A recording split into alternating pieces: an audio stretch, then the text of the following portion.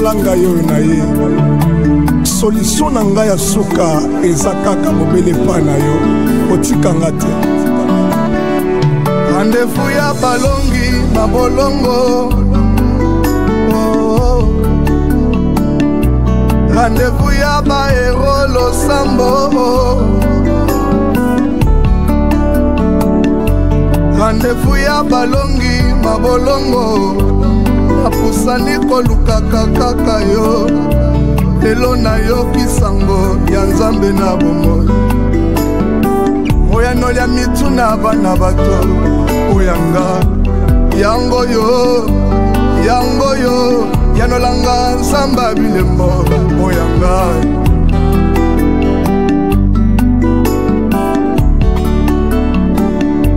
Rendez-vous ya balongi mabolongo, napusani kolukaka kaka Yesu. Ngai oyo na umeli awa, napusani kolukaka kaka yo. Yanga libotekanga na mibeko ya molili, napusani kolukaka kaka yo.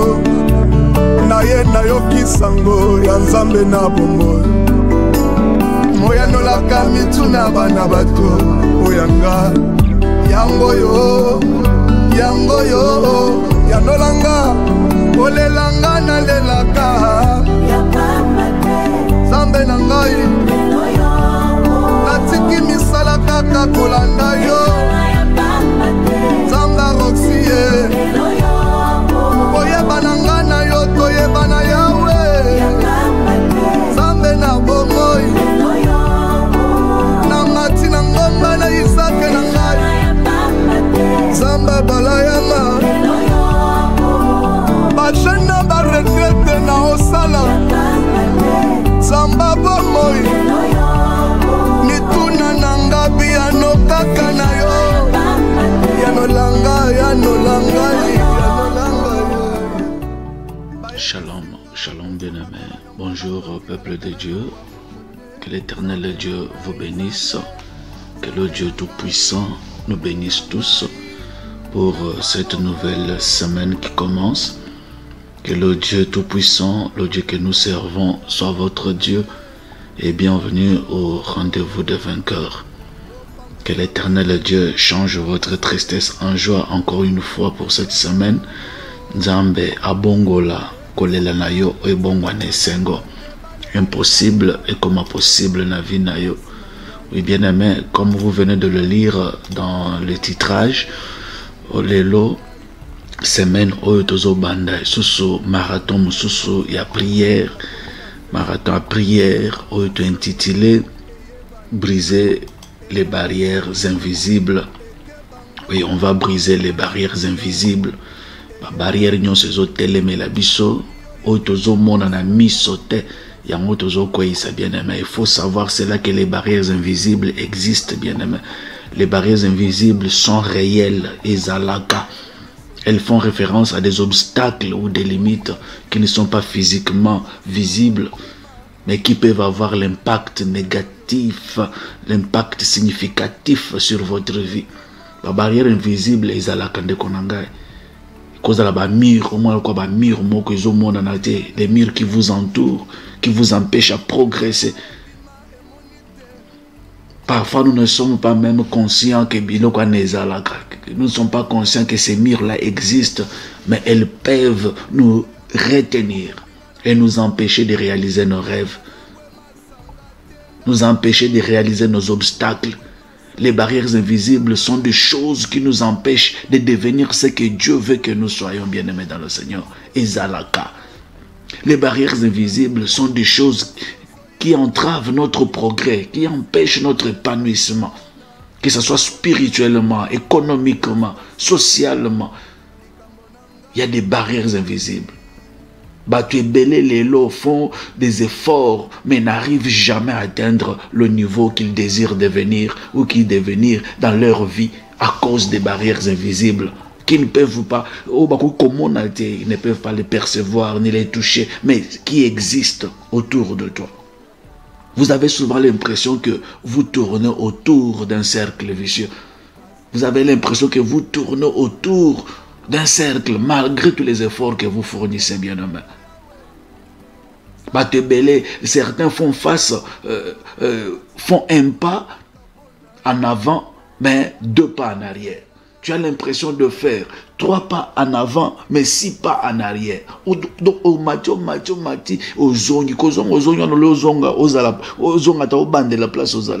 tu rentres encore dans ces sous, au bandit, sous ce ça fort, au bas de la montagne, vraiment.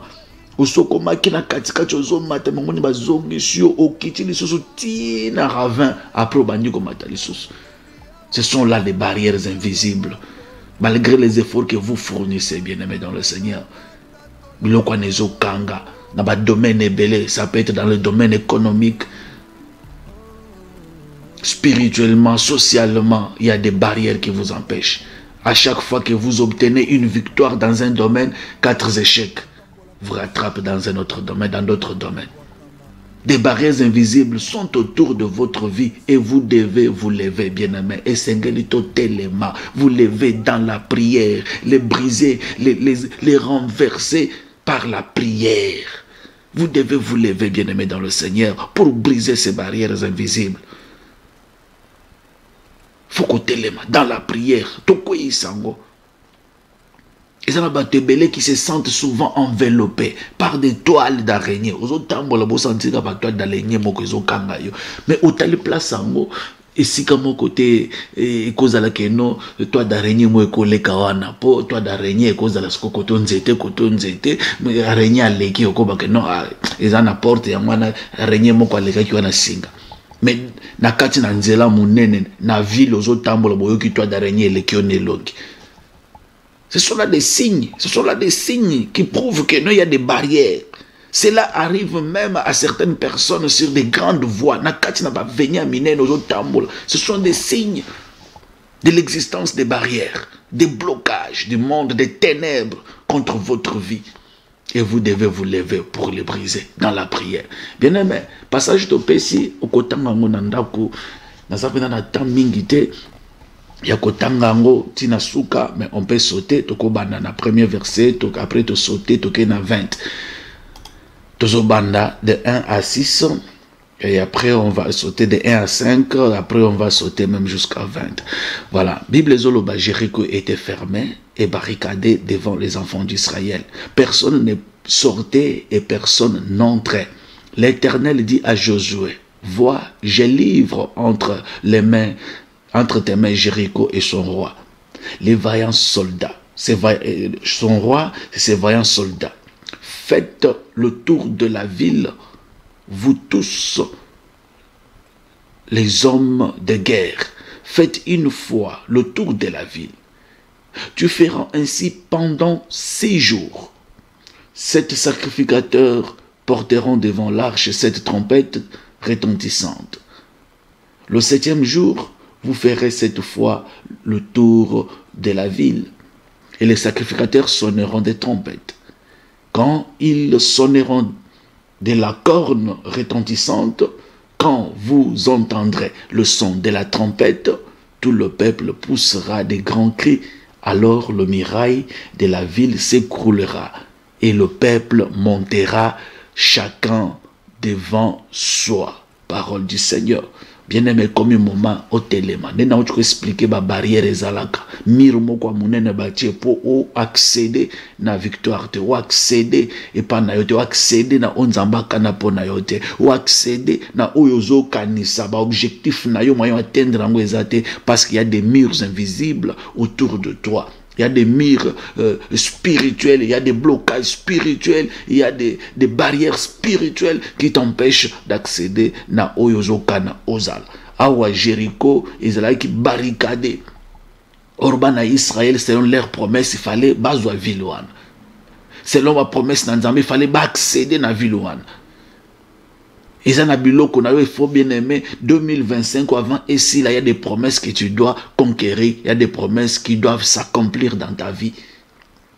Mais ne croise pas les bras au vent de Ozéli que non zambeye mokwaza kobunde la biso. Bien aimé, il est temps de se lever et de combattre. Il est temps de se lever et d'entrer en possession de ce qui t'appartient. Bah batelema ki babundi nzamba pesi bango ordre. C'est comme aujourd'hui aussi Dieu nous donne cet ordre semaine où tokotelema et nous allons sonner de la trompette. C'est quoi la trompette? C'est la prière.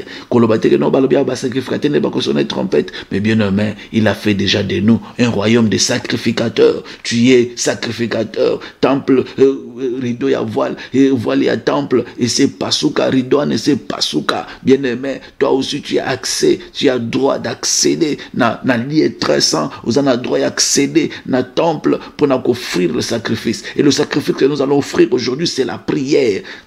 La trompette que nous allons sonner, c'est la prière. Ba mirouane faut kweya, ba blocage faut kweya. J'entends quelqu'un me dire Amen. Bien aimé, ce qui dit sous le verset 20. La Bible dit que le temps ba sali musala na ba tous on zamba le bela ki bango bas ba tourner miraille wana pendant 7 jours. Sacrificateur ba bête que le peuple poussa des cris et les sacrificateurs sonnèrent des trompettes. Lorsque le peuple entendit le son de la trompette, il poussa des grands cris et la muraille s'écroula. Le peuple monta dans la ville, chacun devant soi. Ils s'emparèrent de la ville. Gloire au Seigneur. Bien-aimé, prière toujours ça la semaine où il faut que na katia ba droit na yo. Prière toujours ça la semaine où ba miraille nyon sont invisibles les okwe, ba obstacle nyon sont invisibles les okwe. O nyon so ba na domaine no mariage, barrière ba na okwe, barrière ba na domaine maternité okwe, barrière ba na ba domaine économique na makambo mbongo ba chelo ba barrière, ba chelo ba mire, ba barrière mo invisibles aux mona ngote mais ezala kapona pour empêcher aucun de liboso, aux tourner na cercle vicieux, bien aimé ba barrière les okwe. Et c'est là au nom de Jésus. Toujours semble la bonne semaine que les barrières invisibles tombent. Ba miraille à Jéricho na vie na yo ekweya po yo kota na kati na bilaka na nzambe.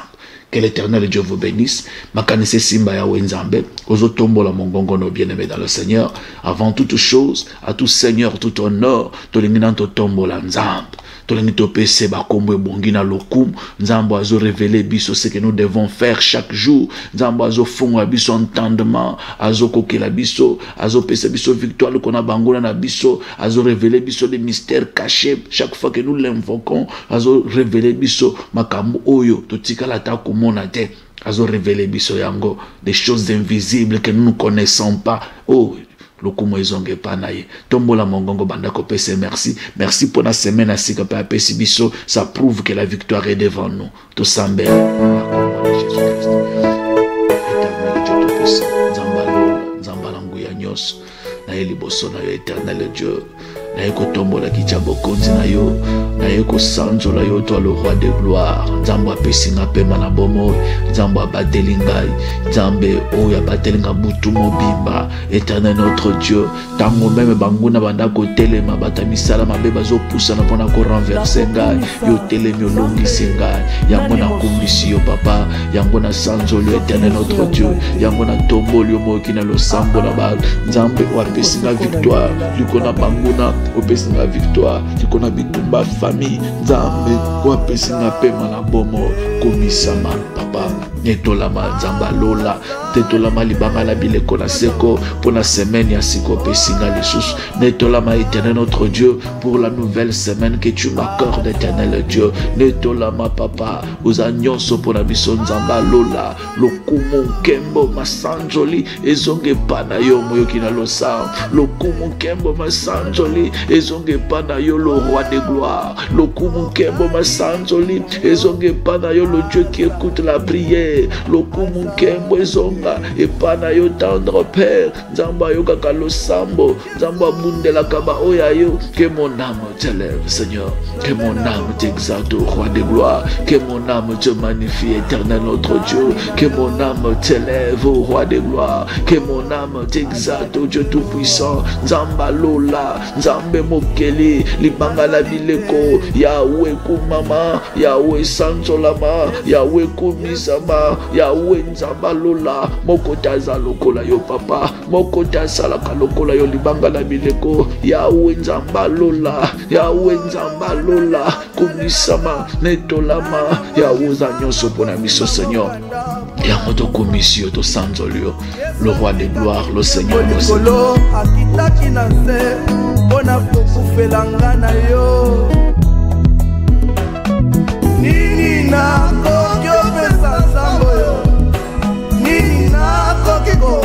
kaka Yesu tika na yemba nzembo na yembeli Yesu ajalite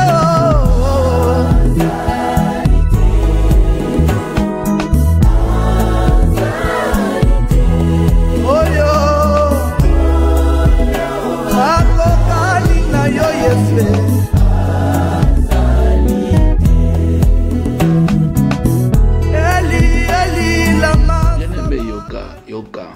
Jéricho, ezaki ville moko ezaki barricadé, batie ba miraille kangi Jéricho, tout ça pour empêcher que bana Nzambe, bana Israël ba accéder, bana Israël ba poursuivre chemin na bango, bana Israël ba poursuivre l'objectif na bango vers la terre promise. Bien-aimé, ndengozana ezana ba promesse Nzambe alakayo o esengeli o sala be fort pour na ko poursuivre chemin aucun de vers l'objectif pour atteindre l'objectif pour atteindre la terre promise. Mais obstacles les alliés ils ont empêché.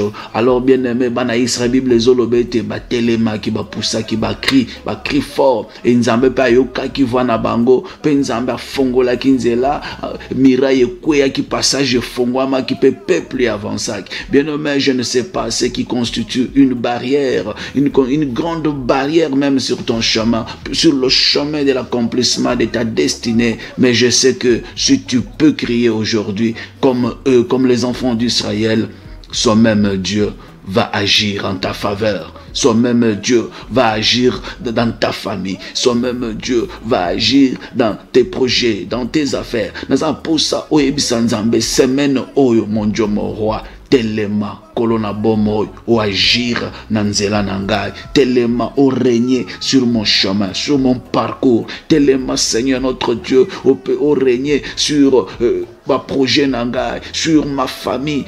S'il y a des obstacles, des barrières invisibles qui nous empêchent d'avancer, d'accéder à nos promesses, d'accéder à nos objectifs, d'aller jusqu'au bout de nos objectifs, Seigneur, nous t'invitons cette semaine. Telema au régner, telema au konza, telema au dominer, ndenge au salaka avec les enfants d'Israël. Yahweh, lève-toi, agis à ma faveur, semaine oy, to sambeli, na kombo na Jésus.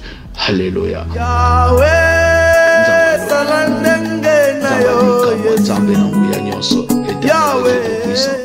Eli boso na yo papa pona kolobete semaine oy otelema lisusu na bomo na biso oyeba na kolongisa biso bitumba oyeba na kopesa biso ba capacité surnaturelle éternel notre Dieu oyeba na kopesa biso force o Nzamba lola poto oyeba éternel notre Dieu Yahweh yako kweisa miraille oy oyeba kopesa biso capacité Nzambe poto oyeba na kweisa ba miraille oy oyeba na agir à notre faveur cette semaine. Oui, bana ko agir en faveur ya bana na yo Nzamba lola telema o konza telema o régner Seigneur notre Dieu telema o régner Père de grâce Yahweh lelo il y a des barrières, il y a des grandes barrières même qui constituent Yahweh des obstacles. Yahweh il y a des choses qui constituent des obstacles sur mon chemin de l'accomplissement de ma destinée. Yahweh ce qui est télémité na okokate ce qui est bundelingate na kolongate soki obundelingate na ko avancer te papa yango na pusani liboso na yo Nzamba lola mokolo ya lelo na pusani liboso na yo Yahweh na début ya semaine oyo na pusani liboso na yo Nzambe otelema ou agir en ma faveur otelema opesanga ba capacité ya Nzambe ou agir en ma faveur pour être ba barrière ekwe pour être notre Dieu obstacle ekwe pour être notre Dieu des barrières invisibles et longama, c'est-à-dire c'est notre Dieu n'a triomphé l'ikona yango et longona yo Nzamba lol uza Nzamba monen Nzamba yo kakalosa Nzamba salaka Nzamba pambolaka Nzamba tombolaka Nzamba bikisaka Nzamba kangolaka Nzamba pesaka victoire na eliboso na yo papa na eliboso na yo Nzamba lola na eliboso na yo oya botisa bikomba baye balemba na kuluka mabota kaka ye oya sana liloba koloba mpona mboka ya Kongo tomona ngo Yesu ndala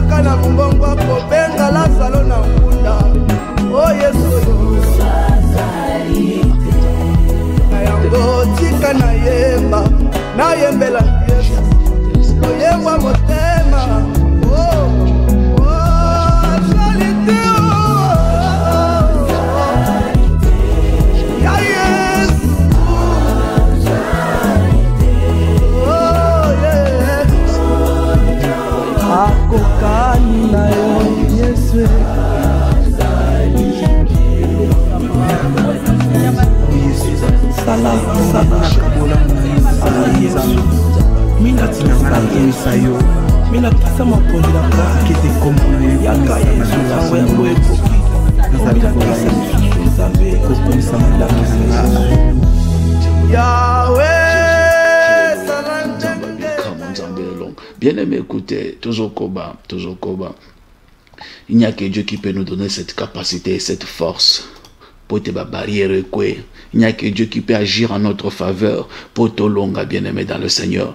Vous savez, la mer Rouge fut aussi une grande barrière devant le peuple d'Israël lors de leur sortie de l'Égypte.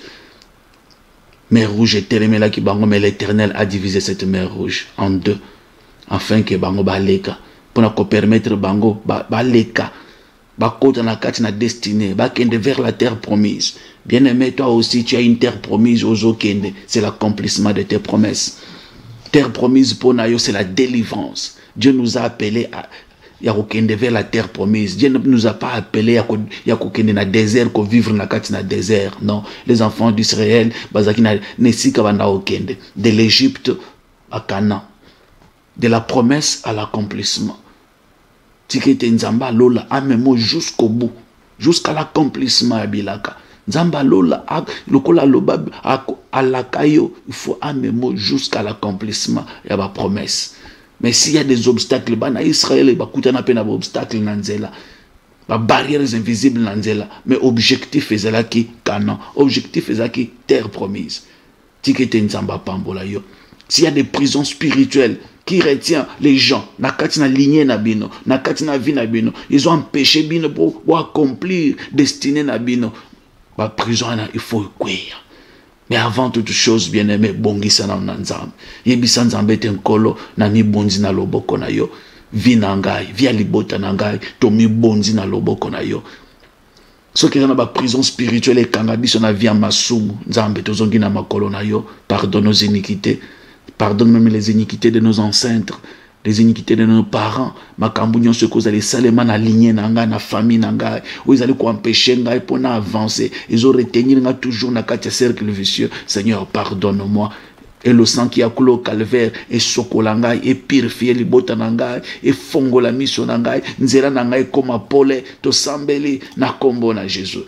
Alléluia. Oh Dieu tout puissant, nzambalola, nzambadika. Bongwani te nzambalola. Na yepa na yokolo. Kolona bilembo yeso yo, salangenge na yo. Nani akokiolo makiaza la kapembeni na yo, puna kopesa yo toni. Yawe sala, salangenge na yo, sambe na bomoye. Salangenge na yo, ebongi yo sala.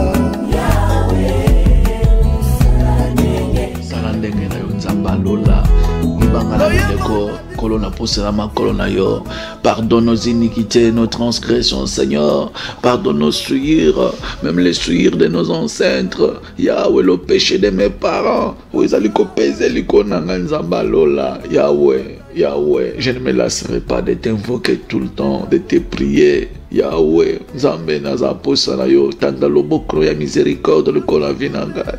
Otanda loboko ya miséricorde le kona via bana nanga. Otanda loboko ya miséricorde le kona vinanga Nzambe. Tanda loboko ya mawa le kona bomo inanga éternel notre Dieu. Des barrières etelemi, makamu makasio etelemi. Yahweh yokanga mawa. Otamela c'est entre Dieu, réunion ce salement na famille, où ils allaient empêcher d'accéder à la destinée nanga, ils ont empêché d'avancer. Yahweh, j'ai toujours l'impression que ceux qui n'ont salé un pas en avant, j'en fais 5 pas en arrière. J'ai l'impression que quand je fais 3 pas en avant, j'en fais 9 en arrière. Seigneur, aie pitié de moi, papa, aie pitié de moi, éternel notre Dieu. Yokabisoma, papa, Yokabisoma, walibanga la bileko, Yokabisoma, wa, te trouver grâce et et pitié de nous, Seigneur, et entamé de miséricorde sur nous, et pitié de nos tendres Père, dans le nom de Jésus.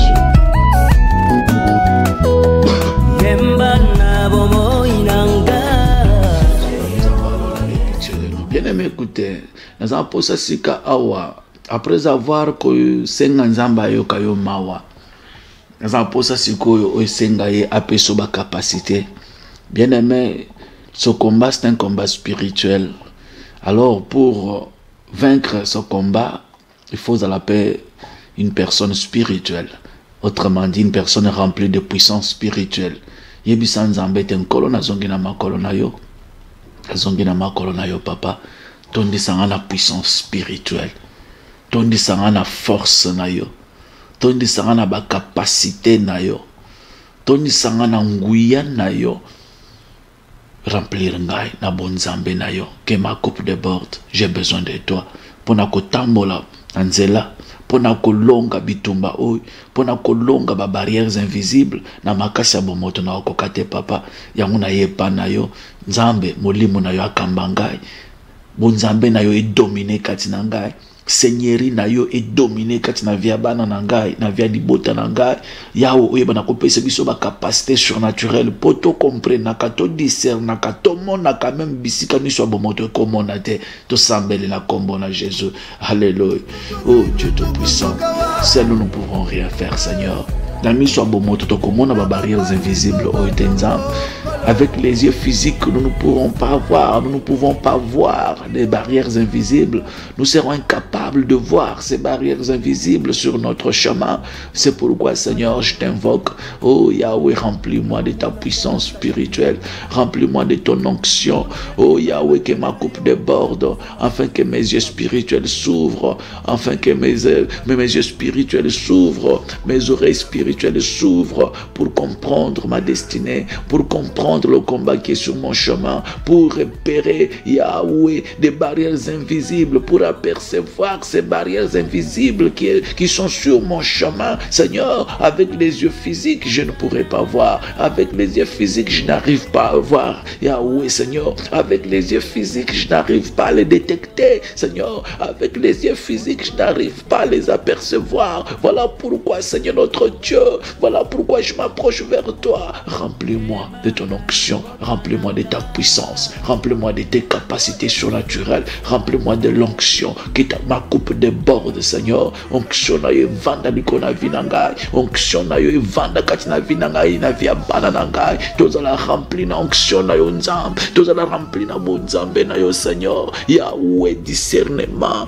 Yahweh intelligence, sagesse, Yahweh etonde sama katina ngai, Yahweh na longa, Yahweh na triomphe. Seigneur, bonzambe ne domine katina ngai, bonzambe na yo reflète vinangai, bonzambe na yo domine, Yahweh na zonga simate, dans le nom de Jésus, na kombo na Jésus na longa. Mina pasa mapondi la kwa kete kombo yaka Yesu yango yango ekoki. La longue éternelle notre Dieu, la longue Père tout-puissant.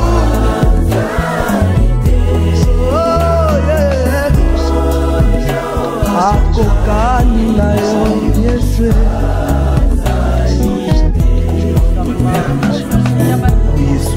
Sala na kabola na Yesu. Mina tina Yesu yo. Mina pasa mapondi la kwa kete kombo yaka Yesu yango ekoki.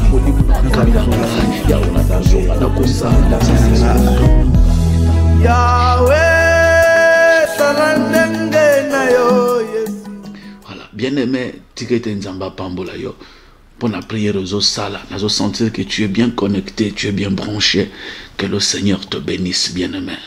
Pour la détermination, que le Seigneur te bénisse. Parce que je suis convaincu que cette prison spirituelle qui retient les gens dans ta lignée, dans ta famille, qui les empêche d'accomplir leur destinée, cette prison doit être brisée aujourd'hui.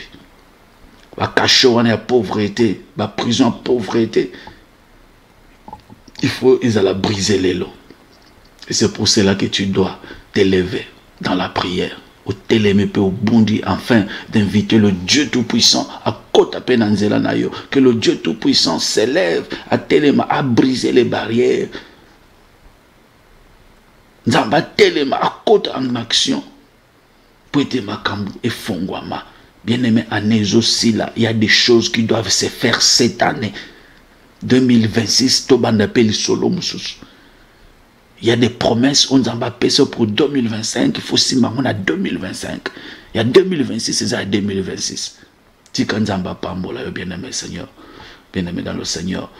Prière à l'Iboso, na lingito Sambela, on va prier à Dieu, on va dire au Seigneur, Père, que toutes mirailles qui se sont tenues sur le chemin de ma destinée, Ekweya. Ba mirion so invisible et telimina nzela destinée nangai. Ekweya siko nzambe. Telema kota en action na vie nangai. par ta puissance, par ton onction, par ta capacité, par l'onction de Jésus-Christ. Tanda loboko no ya bonzambe na vinangai, tanda loboko no ya bonzambe na libota nangai, tanda loboko no ya bonzambe na ba faire nangai, na ba projet nangai, que tout miraille invisible ou etelemi na nzela nangai, ou etelemi na parcours nangai, pour na empêcher destinée nangai, pour na empêcher na kota na ba promesse nangai, pour na empêcher na vivre l'accomplissement ya bilaka na vie nangai. Nzambe ba mirwane kwe tanda loboko lobali loba changement ekota na vie nangai, changement ekota na libota nangai, to sambeli na kombo na yembela Yesu loyemba motema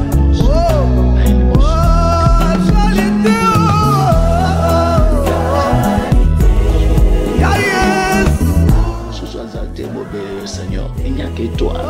Il n'y a que toi qui peut dire un mot et la chose arrive. Il n'y a que toi, c'est notre Dieu, qui peut dire un mot et la chose s'accomplit dans ma vie éternelle, notre Dieu. Yahweh, prière, nanga, Isaac, autant de l'oboko, no ya bonzambe. Seigneur, dans ma vie, autant de l'oboko, no ya bonzambe. Na vie à libota nanga, autant de l'oboko, no ya bonzambe. Na vie à foyer nanga, autant de l'oboko, no ya nzambe. Que les choses avancent, éternel, notre Dieu. Père, bamir nyon soit kindoko et telemi. Bamir nyon soit invisible, ou etelemi na parcours nanga. Bamir nyon soit invisible, ou etelemi na nzela nanga. Bebaka, ou invisible, ou etelemi tout autour de moi. Ils ont empêché na exceller. Ils ont empêché na kendo de-là. Ils ont empêché na vivre l'accomplissement, ma promesse na yo nzambe. Bamirwana, Yahweh tanda loboko lobali loba. Bamirwane kweya, Seigneur. Lobali loba, Père de grâce.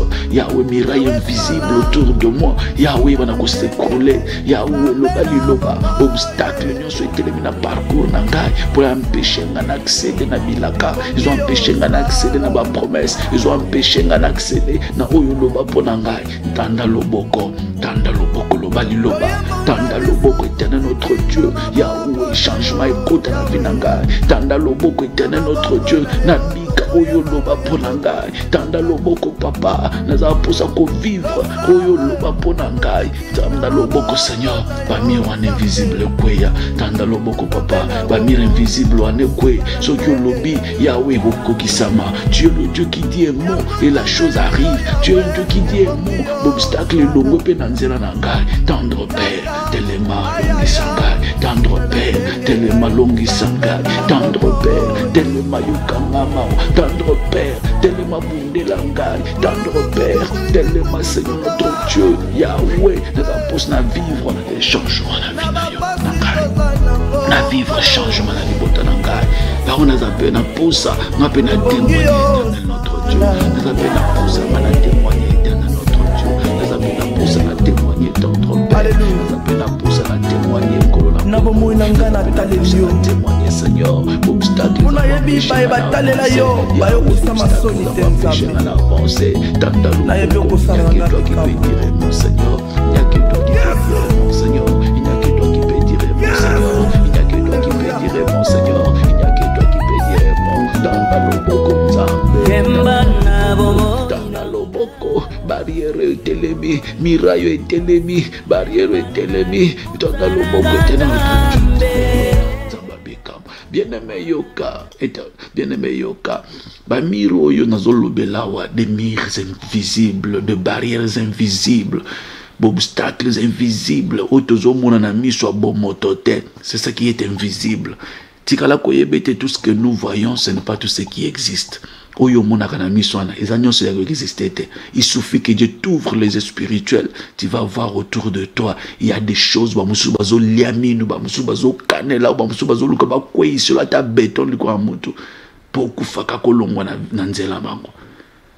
y a des choses invisibles, il faut que l'Éternel t'ouvre les yeux spirituels pour voir ça. Oui, bien-aimé, ce qui n'a joué ici, c'est après avoir beaucoup prié, beaucoup médité, beaucoup gêné, qu'il y a des gens, malgré tous les efforts que tu es en train de fournir, ils ont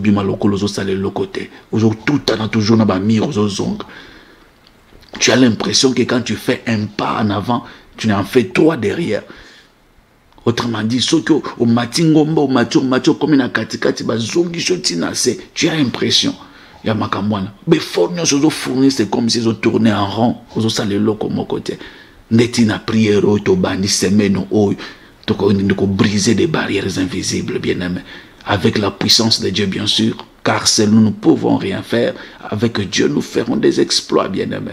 Naza posote de masiko yebisa nzambe tenkolo pangusa pinzoli nanga oyo longola sonyo, bien aimé. Sachez-le que le diable bandoki bato misala mabe ba jaloux ya vina yo bazelaka toujours échec, bazelaka to échouer pour bango badondwa, bazelaka makambo esimba te pour basepela, bazelaka makambo avancer te pour bazwa raison, balba tolobaki nini azui tokokani, bien aimé yo za bango te. Soki bango ba échoua yo ko échouer te, so bango ba kenda na vente yo kende liboso, soki bango ba longa bitumba mokili te yo fo longa, bango na famille na bango ba avancer te yo fo avancer. Po yo zana nzambe, nzambe abundela kaba oyaye pe apesa kabango oyezali posa mitema na bango, abundela kaba oyaye tika nzamba pambola yo, tika nzamba kokela yo.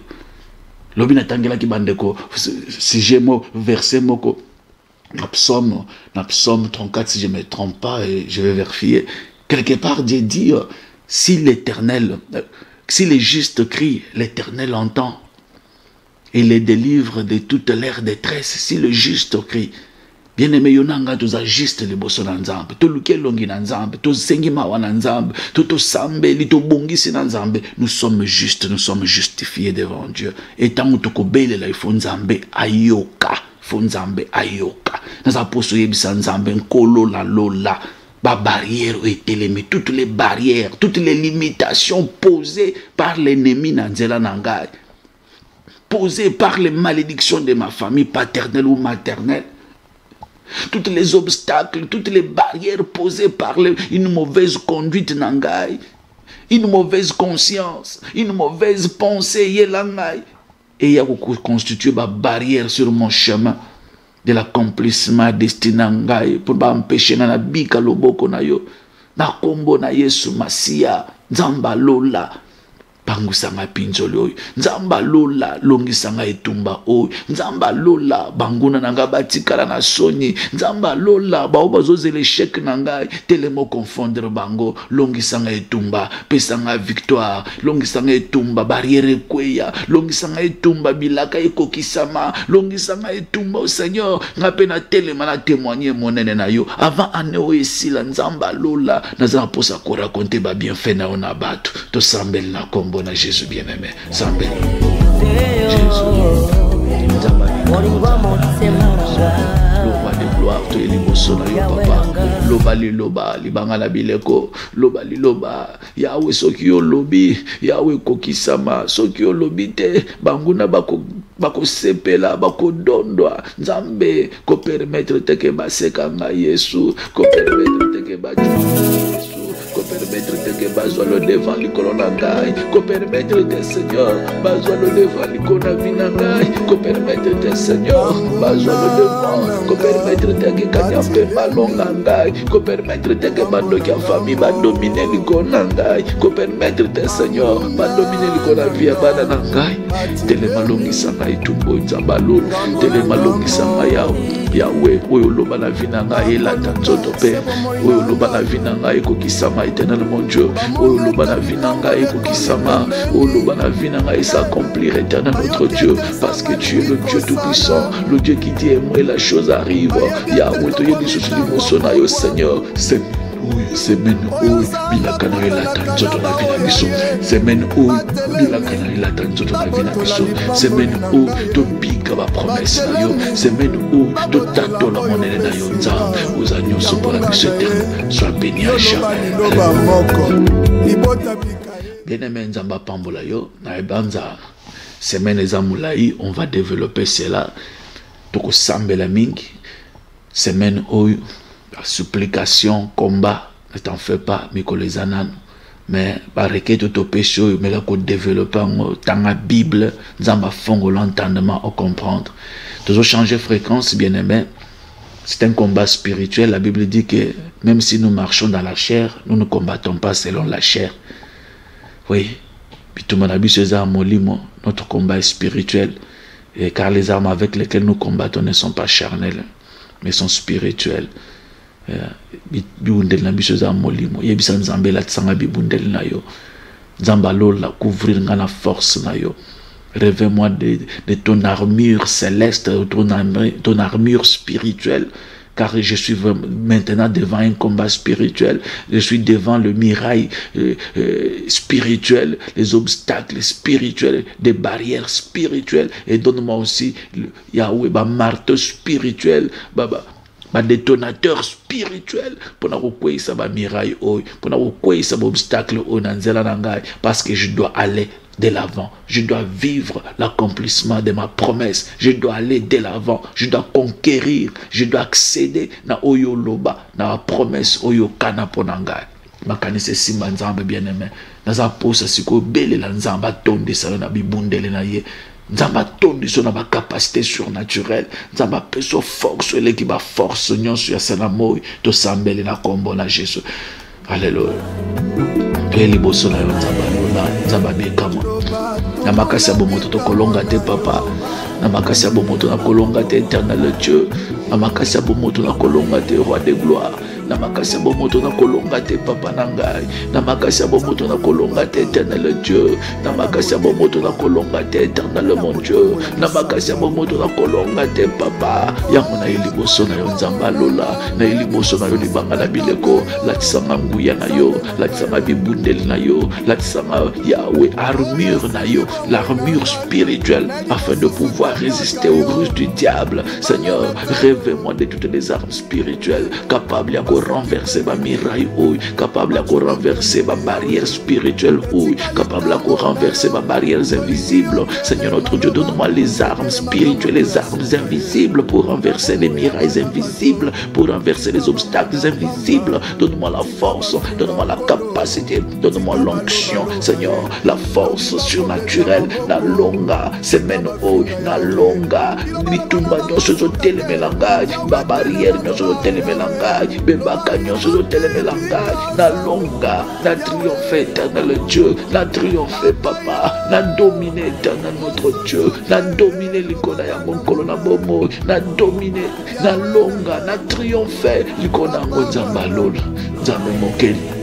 Là ma force na yo, là ma capacité na yo, là ma onction na yo, là ma centre Dieu, bibundeli ya molimo na longa, na zonga simate papa, na longa, na zonga simate éternel Dieu, na longa, na triomphe papa, et c'est là dans le nom de Jésus. Papa, liloba na yo,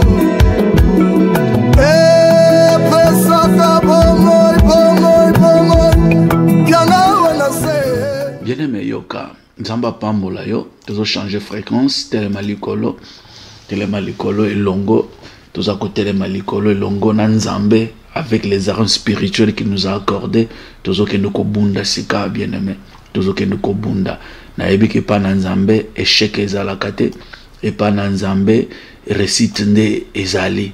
Notre vie est caractérisée na réussite. Nous irons de succès en succès et de victoire en victoire. Bien-aimé telema likolo naza posa sika obela moto na nzambe moto kita ozokende ko briser ba miraille nyonso ya molili, miraille nyonso ba mir nyonso ba telemisa na nzela na yo ozokende ko briser yango. Bebaka nyonso ba telemisa sur ton chemin, sur le chemin de ta destinée et s'écrouler siko moto na nzambe kita na nzela na ngai. Soki eza na barrière moko ba impose ngai, eza na mire moko ba tonga na nzela na ngai, ponga na koma na objectif te, ponga na koma na kende na destinée na ngai te, na atteindre destinée na ngai te, nyonso ba telemisa sur le chemin de ma destinée, lokola ebaka, lokola barrière, moto na nzambe kita, moto na nzambe landela, bato d'araignée o batiela nga na nzela nazo tambola ezo leka nga nelongi pour m'empêcher d'accéder, pour m'empêcher d'aller de l'avant. Nyonso na eyamba moto, belela moto ekita ba barrière nyonso invisible o batie na nzela na yo, na nzela ya bana na yo, na nzela mobali na yo, na nzela mwasi na yo, pour atteindre objectif te. Moto na nzambe kite tumba to sambeli na kombo na Jésus.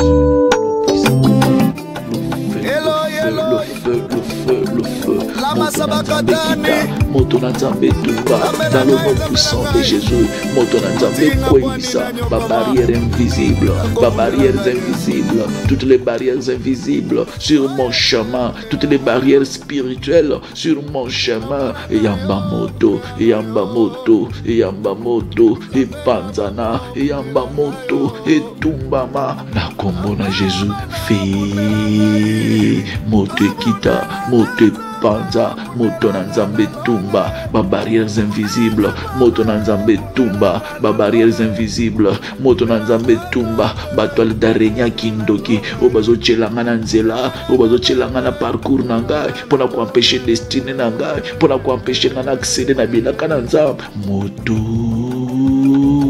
le feu de Dieu, le feu de Dieu, le feu de Dieu, moto qui te tumba, moto qui te panza, na kombo na Jésus, moto qui te tumba, dans le nom puissant de Jésus.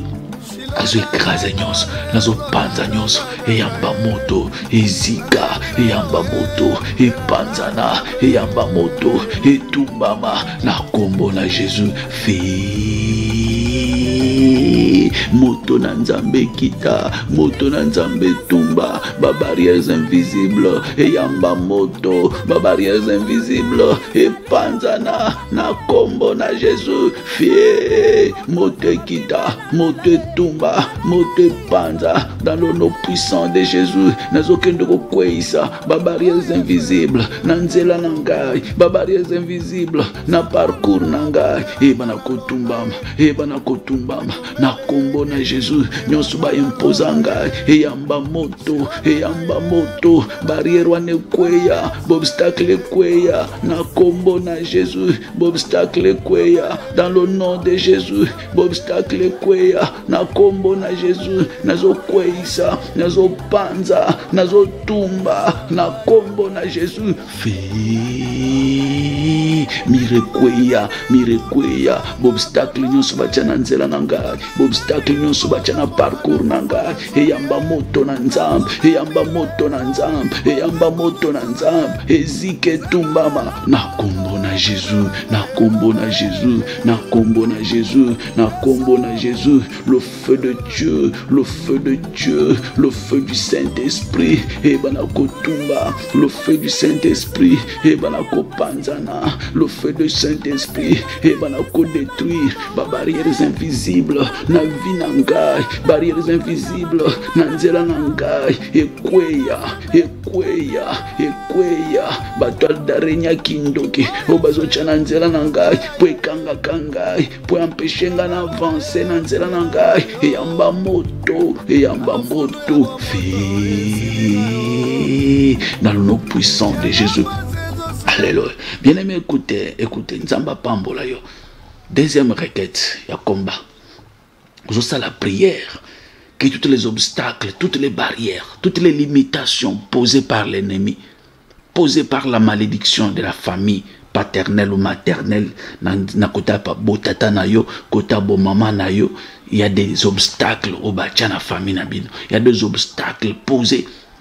Il y a des barrières, des limitations posées par l'ennemi. Côté bon papa, côté paternel ou côté maternel. Il y a des obstacles posés. Peut-être par une mauvaise conduite. Il y a vinayo. Mauvaise conscience. Au fond, la porte mokoboy. Et porte wanande. Et fongola et pèse accès na ba barrière wana. Une mauvaise pensée par exemple. Et puis ça obstacle, et puis ça barrière sur le chemin de l'accomplissement et destiné na yo. Balingite yo kota parce que bazo mona étoile na yo zo briller makasi, alors bazo pousser même na ba erreur pour atteindre l'objectif te, pour au comment la destinée na yo te.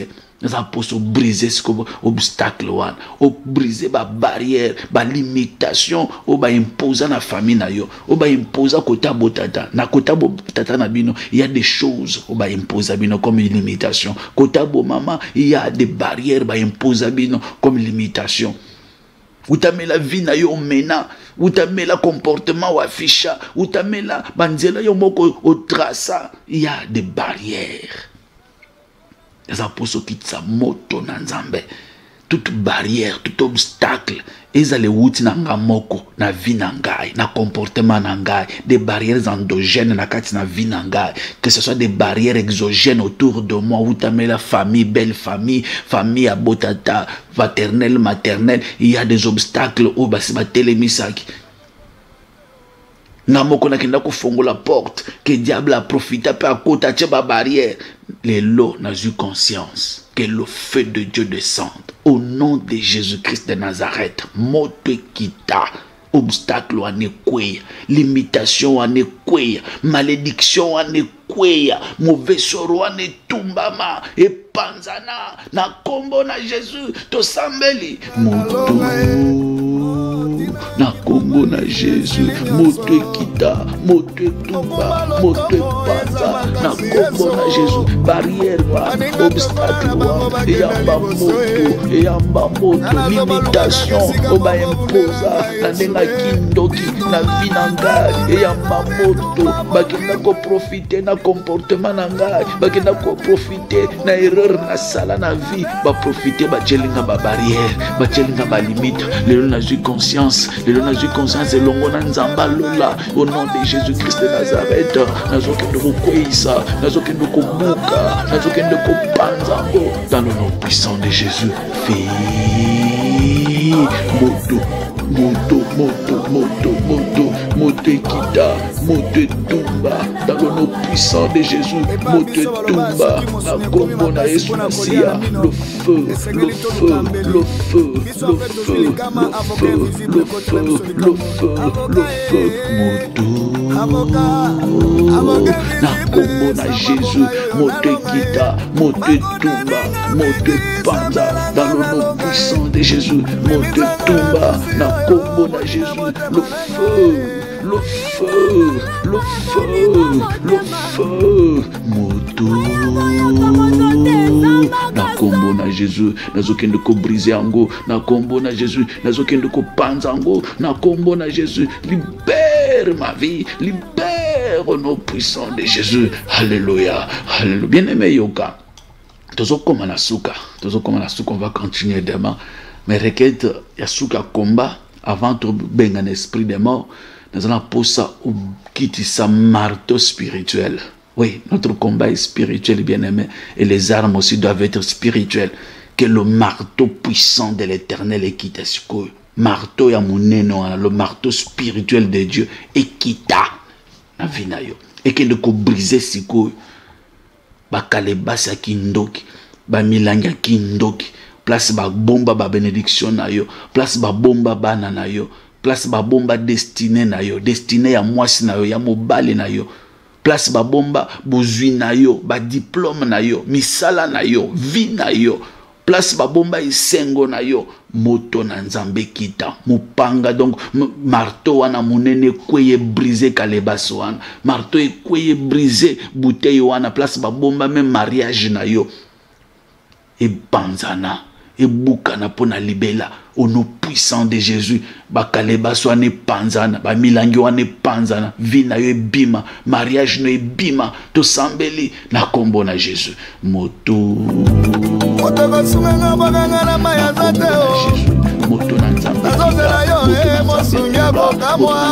Panza dans le nom puissant de Jésus. Feu, feu.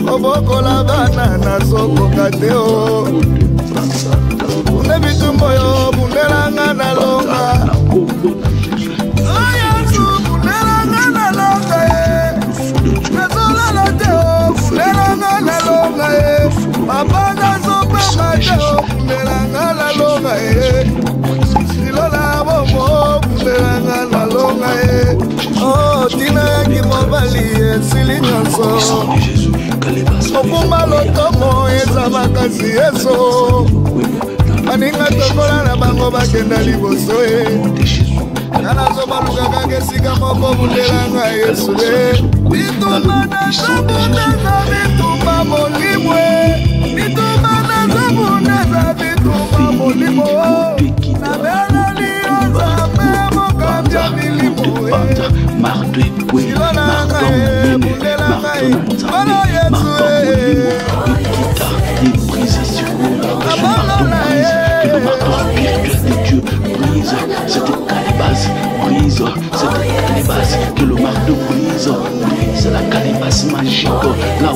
caché ma vie, là où on a caché mes bénédictions, mes enfants, là où on a caché ma destinée, on a doit des bombes à mariage, on a doit des bombes à mobile, on a bombes à possession, on a doit des bombes à diplôme, des bombes à études, des bombes à misala,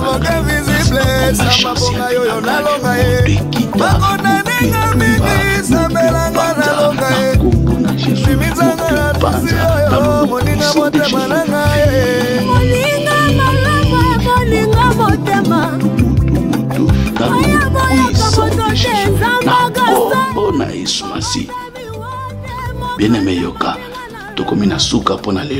on va continuer, mais tu peux aussi développer ces prières, tu peux développer cette requête, na prière na yo personnel, on peut développer yango sambela, na ba moment na yo, na prière, bien-aimé sambela, semeno tozo kende kakaboy, semeno tozo kende kakaboy.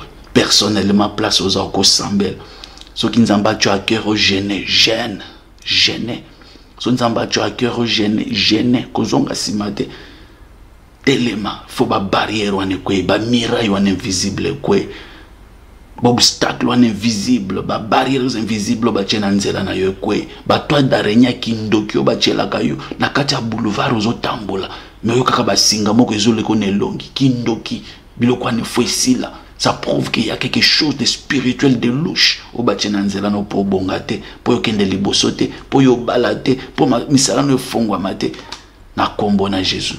Na yebi que prière au sali, ba obstacle kwe. Prière au sali, marton na nzambe buki ba kaleba swan, e buki ba milangi, place ba bomba vie na yo, ba bomba bénédiction na yo, ba bomba bana na yo, ba bomba maternité na yo, mulangi ane panza ni kaleba swan na kindo ke kwe, place ba bomba destinée na yo, place ba bomba mwasi na yo, mobali na yo, place ba bomba ba diplôme na ba étude no misala na yo, kaleba swan ne kwe lelo, na kombo na Jésus. Bien-aimé, vous avez un esprit de mort. Il faut vivre biloko yo. Faut vivre accomplissement. Faut vivre ango. Bako empêcher yote. Bele la moto nanzam. Benga un esprit de mort nanzela na yo. Benga na liwa na forme nango nyonso. E tumba mezika. E kende musika. Liwa ya maboko abatu.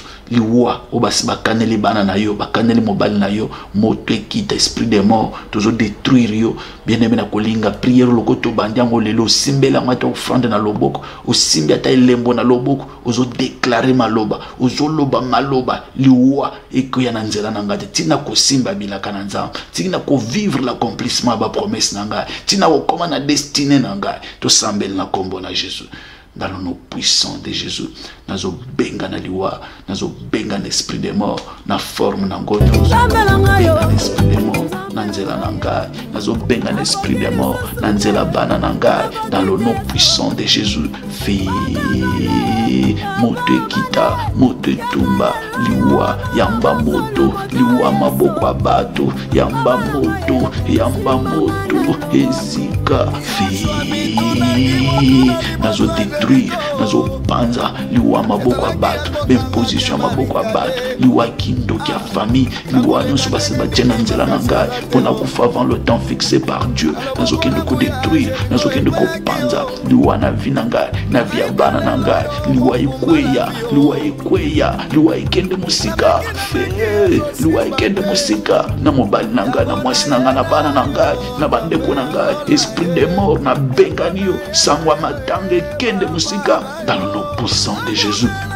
Na kombo na Jésus, na kombo na Jésus, na kombo na Jésus, louana telemelio, dans le nom puissant de Jésus-Christ. Alléluia. Bien-aimé, senga protection, pambola nzambe, senga protection, pesa merci na nzambe pour na exaucement prière na lelo, to sambel na kombo na Jésus. Merci Seigneur notre Dieu, merci pour tout ce que tu as fait dans nos vies en ce jour. Merci pour l'exaucement éternel notre Dieu. Merci pour le miracle, merci pour l'accomplissement de tes promesses dans nos vies Seigneur. Lokumunkembo ezonge panayo. Yahweh, to sengi protection na yo liko na vie na biso. To sengi protection liko na papa na mama pe bana. To sengi protection na yo na banzela na biso. Longola ba accident, longola ba incident, ba surprise nyonso mabe ezala musika na vie na biso. Dans le nom puissant de Jésus. To vivre bonzambe, to vivre accomplissement, to vivre et longa nayo, to kende de gloire en gloire, de succès en succès, et c'est là dans le nom puissant de Jésus, ne te bonne les boy. Amen. Voilà. Tokomi na suka nzamba pambola yo pona lelo tosukeli awa tozokoba nzamba tio ya cœur au gêner ko hésiter faut gêner parce que ngai déjà ngai comment nango via jeune toute la journée nazana nga sec yo pe ou quoi adopter comportement wana ozo gêner makasi nzamba ko fongola bien aimé nous avons un objectif à atteindre. Alors ceux qui n'ont pas comme un objectif wana to croiser dans ton comité to croiser ma côté. On doit se battre jusqu'au bout. Nzamba pambola yo, on continue demain. Si c'est la première fois que tu es entré sur cette chaîne, bien aimé, vous êtes bienvenue. Totombe le boyer malam. Et nous prions lundi, mardi, jeudi et samedi de 12h à 13h. Lundi, mardi, jeudi et samedi de 12h à 13h. Il y a aussi des programmes spéciaux. To bongisaka ba service moko to bongisaka na ba mama maternité ba problème à maternité to bongisaka ba service mususu pona ko telemela ba blocage na makambo tele finance to sala ba service mususu ko telemela to appelle un groupe d'intercession to sambela chaque samedi et dimanche de 22h à 23h. Tout semble la capelle intercession, tout se soutenir hier aussi. On a beaucoup prié pour le peuple de Dieu. Tout semble le peuple n'abisomoko n'abique Nzambe à quoi accomplir. Et le message que cette semaine, il y a des gens qui vont témoigner la grandeur de Dieu. Voilà, c'est ce que je peux te rassurer. Mais tellement de la prière, qu'on recule, qu'on simate. Bien aimé, sur cette affiche-là, il y a des numéros. Ces numéros-là passent. C'est sur mobile monnaie. Vous pouvez aussi nous contacter par ce numéro-là. Vous pouvez aussi sceller votre prière à travers ces numéros-là. Ils ont un mobile monnaie, ils ont un MP, RTL et Zawan. Nzamba apambola bino ponangana kolobete tosukele awalelo et on se retrouve prochainement. Pona baba yebingate, c'est bel et bien votre frère Jean-Pierre Kondi. Tozawana toujours fidèle au poste pour vous servir. Que Dieu vous bénisse et on se retrouve dans le prochain numéro. Demain déjà. Ciao. Kolo talanga yo na ye. Solution na ngai ya suka ezakaka mobele pana yo. Otikanga te. Rendez-vous ya balongi mabolongo. Rendez-vous ya ba héros losambo. Rendez-vous ya balongi mabolongo. Apusani kolukaka kaka yo. Lelo na yo kisango ya Nzambe na bomoi. Oyano ya mituna bana bato. Oyanga yango yo yanolanga Nzamba bilembo oyanga.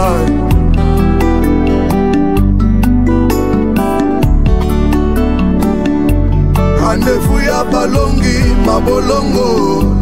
Napusani kolukaka kaka Yesu. Ngayoyo na umeli yawa. Napusani kolukaka kaka yo. Yanga liboteka ngami na mibeko ya molili. Napusani kolukaka kaka yo. Naye na yo kisango ya Nzambe na bomoi. Moya nolaka mituna bana bato. Oyanga yango yo yanolanga olelanga na lelaka Nzambe na ngai natiki misala kaka kolanda yo Nzamba roxie oyebana nga na yo toyebana yawe Nzambe na bomoi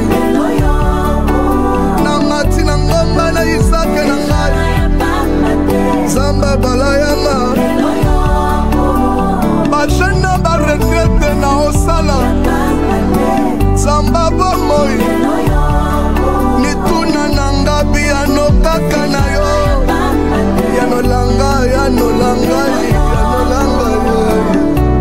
bayebisinga ofutaka banongwa bato tikalaka na nyongwa moto te Nzambe na ngai Nzambe na ngai nanga moko nayebi ofutaka banongwa bato ya ngonga na ye lelo yo mopangwisa pinjoli yako pangwisa yanga yoyo lelo yo bayebisinga otikaka bato te balelalelaka lelo yo pasi na ngai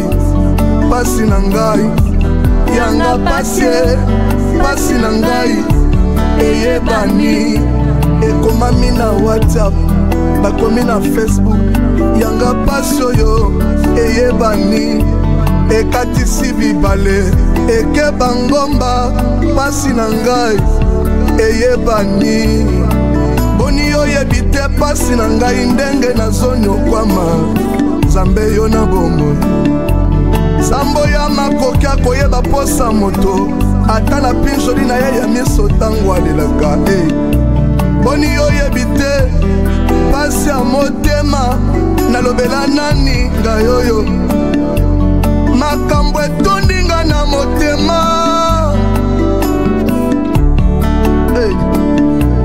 makambo etondi nga na motema eluki nsela ebima emoni te efofile na mai ya miso na ngai yango nde mai na miso na ngai ezoexplike ebele ya makambo etondi nga na motema na ngai nalangwe masanga te ngai oyo nalangwe masanga te nga ana motema na ngai eza na posa mwana Samuele eske ozomona yawe eske ozoyeba yanga pasi eske ozomona bolingo ya motema eske ozoyeba likambo na ngai